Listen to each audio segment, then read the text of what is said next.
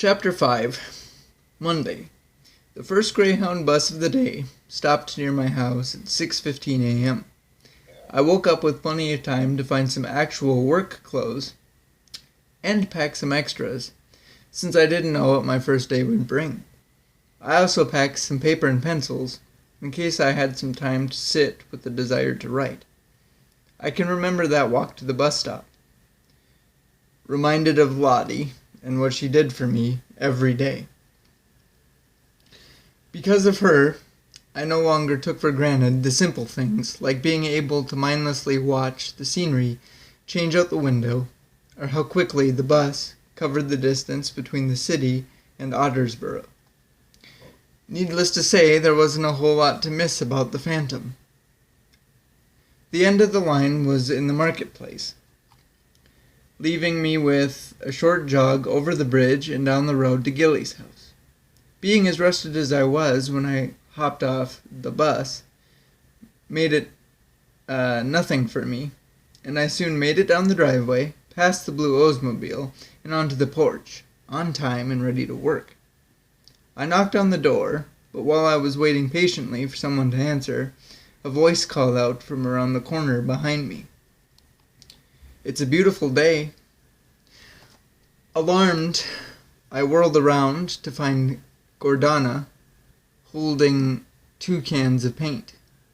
"Yes, ma'am, it is," I replied, clutching my heart. "That's why your work is outside," she said, placing the cans on the ground at her sides. "Are you a proficient painter?" "Well, I can paint my way around anything you need," I answered, coming down the steps to meet her. "We shall see," she smiled deviously. "The porch, windows, and such need touch-up work. As for the house itself, white no longer suits it. Mother is tired of this dreadfully drab color. She would like it completely redone in canary yellow." To be honest with you, I fully expected an insult to be squeezed in between me fetching the cans and starting to paint. But perhaps her saying nothing in favor of sitting in her lounge chair and glaring at me over the top of her sunglasses was insulting enough. Her discontentment was etched plainly on her face. She wanted so badly to use my arrival as evidence of my inadequacy. But when she couldn't, she began searching for the slightest misstep as a replacement. To combat this, I would need to find the perfect balance between quality and speed. If I went too fast, the paint might look sloppy and spotty. If I took the time to make sure it was well applied, it might take too long, and it would be checkmate. This was war. Wednesday. This was easily one of the hottest days of the entire summer, and I was spending it on a ladder, with Gordana smugly critiquing every stroke of my brush. As the sun beat down on me, I was trying my best to drown out the sounds of slurping and ice cubes swimming around in her glass of lemonade. I have to tell you, though, the possibility of heat stroke was worth the view. You could see it all from out there. The expanse of lush green, with a small wooden shed in the far corner, the colors of the rainbow rooted in the soil of the flower garden, and a straight shot to the shore of the Loch and its crystal-clear water. I bet the water felt fantastic that day. It wasn't hard to trail off thinking about jumping in, clothes and all, diving deep into the cool, or not caring about inhaling mouthfuls of water. That's when I first encountered it, a small white shape moving cautiously across the back of the yard. It didn't quite move like the hummingbirds and squirrels I'd seen to this point, so it immediately caught my attention while creeping into my peripheral. I wiped the sweat from my eyes to get a better look, but at that moment, whatever it was disappeared. I looked in all directions, hoping to track it down again, but I never did. I started to think that the heat was just playing tricks on me. Maybe it was time to get off the ladder. I feigned painting until Gordana left her post and went inside. Then I climbed down and planted myself in the nearest shade. The grass tickled my skin while laying on my back to look up at the sky. It made me wonder what angels did to beat the heat on days like this. And if somewhere up there was an angel looking down on me from a cloud. Before I could find the answers, I was interrupted by a shadow that blocked my view. It was Gordana holding a tall glass of lemonade and a small plate of cucumber sandwiches. "Mother says you look like you could use these, but be prompt. There is still plenty of work to be done," she ordered. "Of course, ma'am," I replied, ignoring her for the most part. The lunch she gave me wasn't much, but it was just the right amount of relief. After all, it was better than soup. While I ate, I returned to my wondering. This time, whether the shape I saw was real at all, and when, or really if, I'd see it again. Friday. By the end of a week filled with hard work and covering myself in more paint than I used elsewhere, the Canary farmhouse was finished, and waiting for the rich golden hues of the late afternoon. The nightmare was not yet over, however. It still needed to pass Gordana's inspection. In silence, she led me around the perimeter of the house, thoroughly looking top to bottom for microscopic errors. This painfully slow and tedious walk lasted about 3 or 4 laps before she finally stopped in front of the steps and announced her findings. "Well, it's not perfect, and it could have been done in a more timely manner, but I believe it's up to my mother's standards. Therefore, it will do," she said, making no effort to look at me. I took this as sort of her way of giving me a half-hearted congratulations. I started to say in an exhausted tone. "You may leave to catch your bus." She stopped me in an almost bewildered voice. "Mother will expect you on Monday." On the way home, I replayed that scene 1,000 times, each time feeling more like some mythological hero who had just slain a great and plaguing terror. It was like the story about Theseus and the Minotaur. I had successfully navigated a labyrinth filled with unreasonably high expectation, outwitted the beast despite her best attempt at thwarting me, and I sailed home not only with the prize of being proud of my completed project, but also knowing that I passed the test from hell. Chapter 6. I always say that my first official day on the job came after Gordana's trial.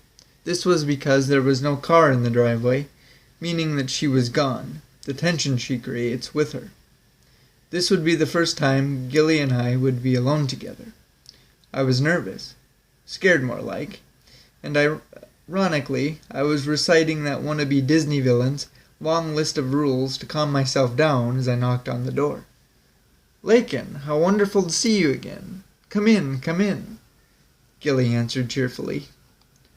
I accepted her invitation and was led to a room straight off the foyer. It was the first time I saw her upright, and was surprised how easily she trotted around. Within a handful of steps, we were in what looked to be a large study, and as you can guess, this too was filled with things. This time, enough books to furnish a small library, and photographs and homemade wooden frames everywhere you looked. Hidden in the corner of the room was a Steinway grand piano. It was one of those things that I wasn't expecting to see in a room like that, but it was hard to miss. "Do you play?" I asked Gilleigh, as she was taking a seat in one of the many available places. She landed in the chair, chuckling out her response. "Not as much as I used to. The arthritis isn't much of a music lover these days." I cracked a small smile, but was quick to change the subject. "What would you have me do today, Mrs. Jordan?" Good heavens, don't make me sound so old, she exclaimed. Please call me Gilleigh, like all my friends do. But Gordana said, I countered meekly. Pay no attention to what Anna says, she interrupted. She likes to think that she's in charge, that I'm too senile to make for my own good. But I'll decide how I am to be addressed. Miss Gilleigh, if you'd be more comfortable. Miss Gilleigh it is, then, I replied with a smile, knowing there would be no arguing with her. There we have it, compromise, she smiled back. Oh, speaking of Anna, she told me that you left in a hurry on Friday, and she wasn't able to pay you. She held out an envelope for me to take. Your first $90. You earned every penny for the beautiful work you did on the house, although I should offer you a bit extra for putting up with my daughter all week. It wasn't so bad. It was actually kind of fun, I replied while putting the envelope in my bag. Now I know you're full of it, she said playfully. Anna is a shrew at the best of times, and a spoiled one too, if you can believe it. I'd say that's pretty far from being fun, eh? Anyway, I thought since she worked you so hard in the heat, I'd give you a break, at least for today. It's starting to look like Halloween in here, and could use a dusting. I assume a few cobwebs here and there will be no match for the mighty house painter, but in the event that they band together to form a man-eating monster, I hope you'll allow me to supervise while I catch up on my romance reading. You know, as reinforcements. Not at all, ma'am, I said with a chuckle as I prepared for the chore. I decided to start with one of the many bookshelves and work my way around the room shelf by shelf, piece by piece. With the sheer amount of things that could gather dust, it could take me all day to make it back to the start, not to mention that the majority of the shelving was taller than me, which required some awkward acrobatics to wipe down. If I wasn't already getting paid for the cleaning, I sure would have for the circus performance. As you may, when you're trying not to die in a tragic house-cleaning accident, I got a good look at the collection of books, and saw that it consisted mostly of fantasy titles, such as The Lord of the Rings, The Hobbit, and Alice's Adventures in Wonderland. You know, I bet that if I were to sit and read every single book that was there, I'd be as old as Gilleigh when I finished. Shepherding the rows and rows of spines were the photographs, images of flowers and landscapes, buildings and cars, and people and wildlife, all captured in black and white at the perfect moment as deemed by the person who took them. There was something magical about them. It was like I could look straight into them and place myself within their moments. I could reach out and feel the fur of that dog or hear the laughter associated with this smile. However, no picture spoke to me clearer than the one I found buried behind some others. It was a young man, dressed comfortably in blue jeans, a white shirt, loafer-type shoes, and a brown fishing hat. He was standing in front of a frame for a structure that looked a lot like this house. Even through the dust and grime, I could feel his happiness, his infectious warmth. I'd never seen this man before,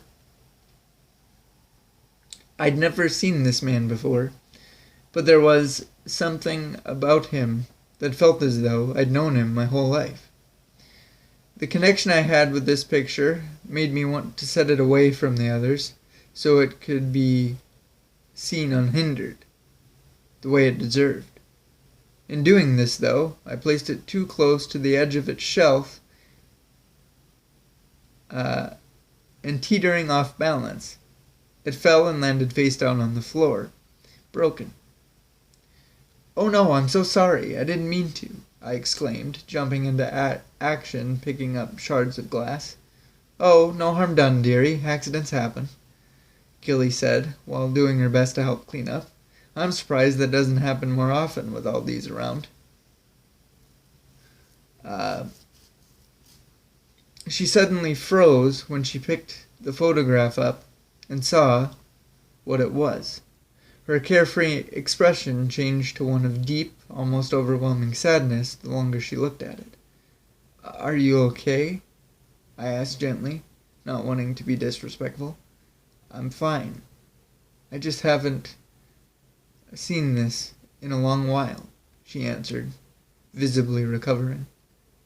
As she took the photo back to her seat, I added, "If you don't mind my asking, Miss Gilleigh, who is that?" Looking at it fondly, she answered, "This is the man I spent many years of a wonderful life with." "Could you tell me about him?" I asked, seeing that she had started to reminisce. "It's funny. There was once a time where I could tell you everything about him, but I haven't talked about him in so long now, and I don't know where to start," she chuckled. "How about at the beginning?" I aided, pulling up a chair in front of her. "His name was Willard Leith Jarden," she began while running a thumb across her husband's face. "Bill to those who knew him. People used to tell us that we were too young to be in love or even know what love was, but I don't think there were better matches for one another in the whole of Scotland. Luckily, my parents took to him quickly, and with their blessing, it didn't take long for courtship to become marriage.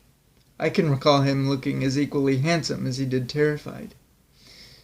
We shared many of the same dreams and ambitions, so after a few months, we agreed that there was more to see in the world than just Gilleigh, where we were from. So we immigrated here, found this patch of land, and he built me my dream home and everything in it. It was a risk, but he loved adventure. This picture documented the beginnings. That smile he's got stayed there for the rest of his life. The only difference was the short, white beard that came with later years. Once things got situated, he pursued his hobbies." Excuse me. "I can't think of a day he didn't come in here to read or look over his pictures while I played him a soothing ditty on the piano there." She looked around the room, shaking her head and smiling. "He loved photography. He took pictures of birds and things from nature mostly, but he took his camera wherever he went, so he didn't miss out on something he found interesting. It took me years to figure out why he would constantly pull off to the side of the road just to take a picture of nothing. Now, I believe it was because he saw the true beauty in all of this, the potential that life has at any given moment to be spectacular, and he wanted to share that, cherish it, although he found no moments more so than those he spent with his daughter." "He and Gordana were close then?" I asked, feeling stupid afterward. "Closer than any other pair on this earth," she continued. "They meant the world to one another. He was always in awe of her beauty and brilliance, and he was her knight in shining armor that could do no wrong. Except leave her behind," I thought before returning to the conversation. "Is that why she's such a grouch?" My bluntness brought some life back to Gilleigh as she chuckled. "Well, grief affects us all differently, and sometimes changes us. Yes, but that's what you get when you marry into money and think you own the world. I promise you, though, the real Anna is still in there somewhere. I see it in her as plainly as I see him." She lovingly set Willard on a small table right next to her book, and simultaneously sniffled away her emotion. "Whew! That's quite enough out of me. You, on the other hand, I think that since you are so curious about me, I would very much like to learn more about the person I hired. Tell me what you like to do for fun, what your family's like." "Well, I started to say after giving it some thought. Just then a voice rang out from the foyer. "Nan, are you home?" Yes, in here, Gilleigh, Gilleigh called out. Now might be a good time to discuss the mysterious creature that is woman, and where I fit into their view. See, if we were to think of it as a social scale, at one extreme you would have the greaser, cool guy types who attracted anything that was still mourning James Dean. The other extreme was for the more socially inept gentlemen who couldn't get the time of day if a clock was strapped to their face.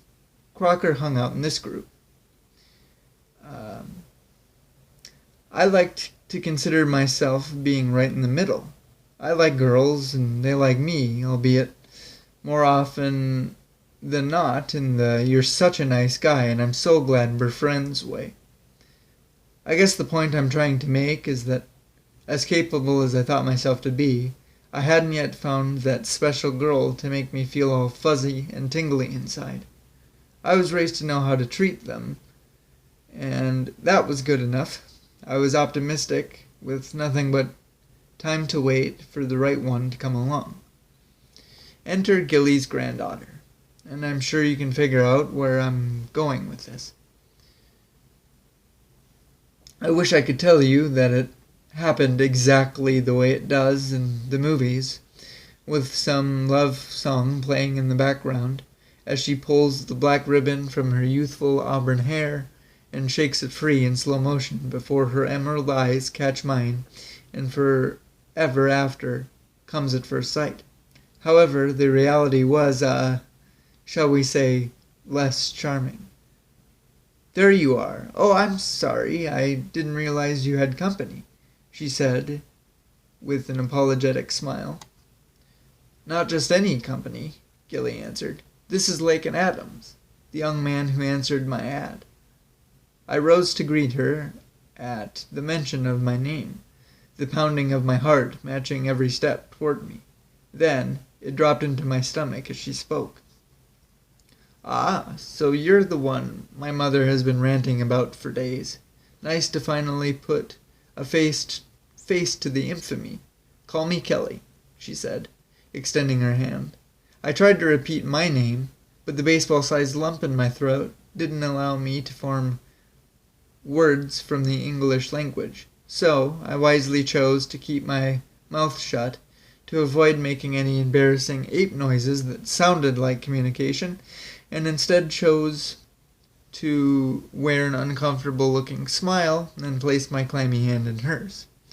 So, what are you two doing in here? She asked, drying it on her blue jeans.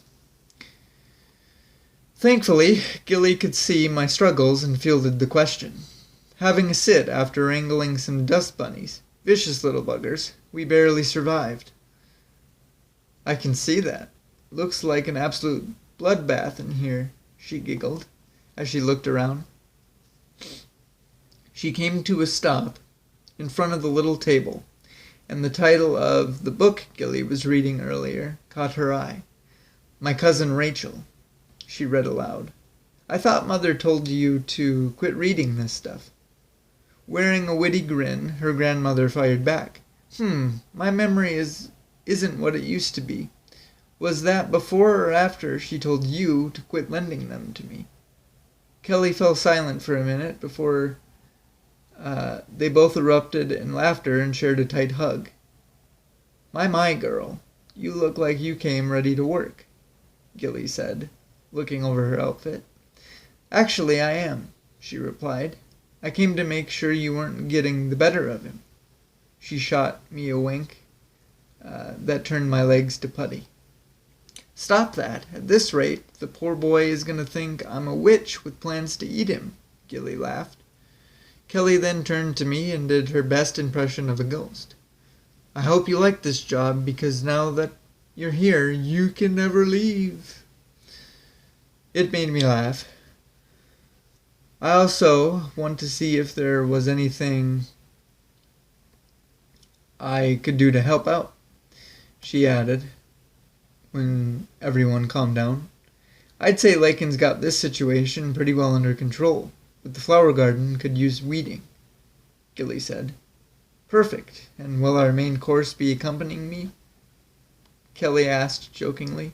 Oh, I don't think, she tried to answer on my behalf.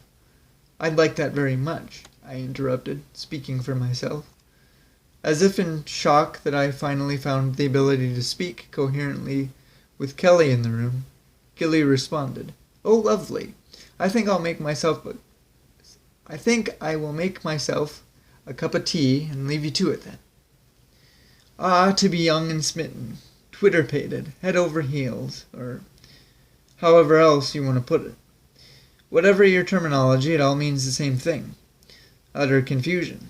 Of course, you have no way of knowing whether or not your infatuation will blossom into your first love, and a huge part of you doesn't want to take the leap and look dumber than I just did while picking up the pieces of your obliterated heart. But the rest of you is dying to find out, because, face it, that's part of the fun and you can't help yourself. So then, you're helplessly drawn to this person, hoping to learn whatever you can about them while trying to avoid falling further for them. Over the coming weeks, I would learn that Kelly was so unlike the other girls I knew. She was stubborn, ambitious, determined, all the qualities that appeared foreign to the females I normally entertained, and exhilarating to me. With little resistance, I was drawn further and further in, but I wasn't worried about rejection or heartbreak that comes with getting too invested. I instead focused on the good parts, her and I just trying to be kids enjoying summertime. Organically, it happened that wherever she was and whatever she was doing, I wanted to be too. Well, there you have it, guys. Nice little double feature for you. 2 chapters out of the way, or I should say another 2. But we're gonna put the bookmark here for this episode and call it a day. I hope you enjoyed it, and come back as always for the next one. Until then, guys, we'll see you later.